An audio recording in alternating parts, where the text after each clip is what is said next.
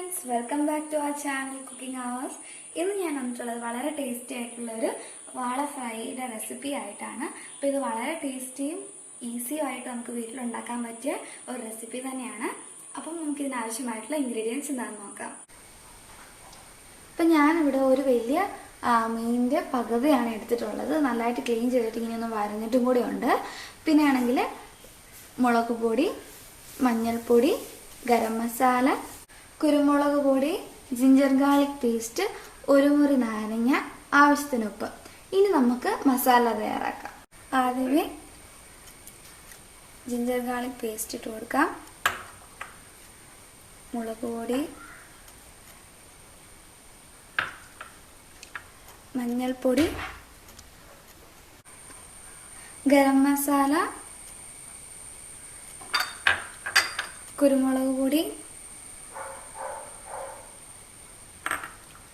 ആവശ്യത്തിന് ഉപ്പ്, ഒരല്പം വെളിച്ചെണ്ണയും കൂടെ. ഇനി നമുക്കിത് ചെറുതായിട്ടൊന്ന് മിക്സ് ചെയ്ത് കൊടുക്കാം.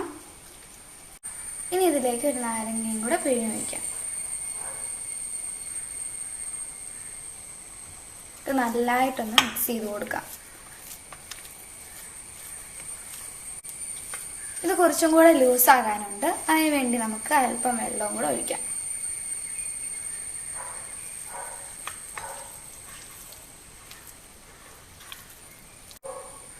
ഇപ്പം ഞാൻ ഈ മസാല നല്ലതായിട്ട് ഇളക്കി വെച്ചിട്ടുണ്ട്. ഇനി നമുക്കിതിലേക്ക് തേച്ച് പിടിപ്പിച്ച് കൊടുക്കാം.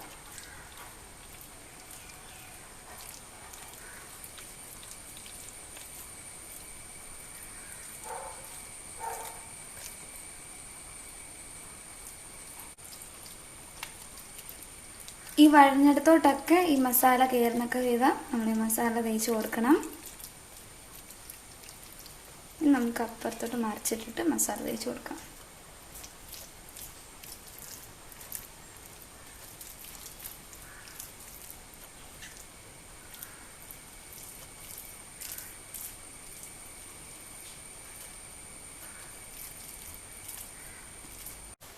അപ്പം ഞാൻ നല്ലതായിട്ട് മസാല തേച്ച് പിടിപ്പിച്ച് വെച്ചിട്ടുണ്ട്. ഇനി നമുക്കിത് 30 മിനിറ്റ് റെസ്റ്റ് ചെയ്യാനായിട്ട് വെക്കാം. അരമണിക്കൂറായിട്ടുണ്ട്. ഇനി നമുക്ക് ഫ്രൈ ചെയ്യാൻ തുടങ്ങാം. അതിന് വേണ്ടി ഞാൻ ഇവിടെ ഒരു പാൻ എടുത്തിട്ടുണ്ട്. അതിലേക്ക് വെളിച്ചെണ്ണ ഒഴിക്കാം.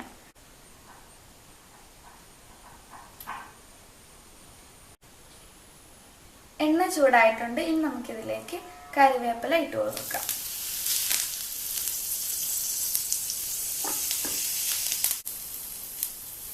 ഇതിലേക്ക് മീൻ ഇട്ട് കൊടുക്കാം.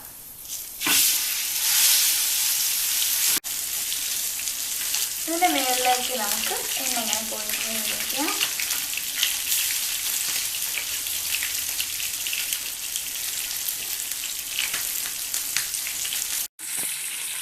ഇനി നമുക്കിത് മറിച്ചിടാം.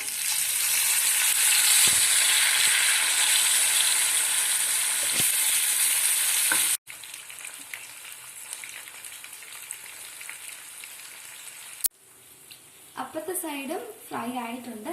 ഇനി നമുക്കിതൊരു പ്ലേറ്റിലേക്ക് മാറ്റാം.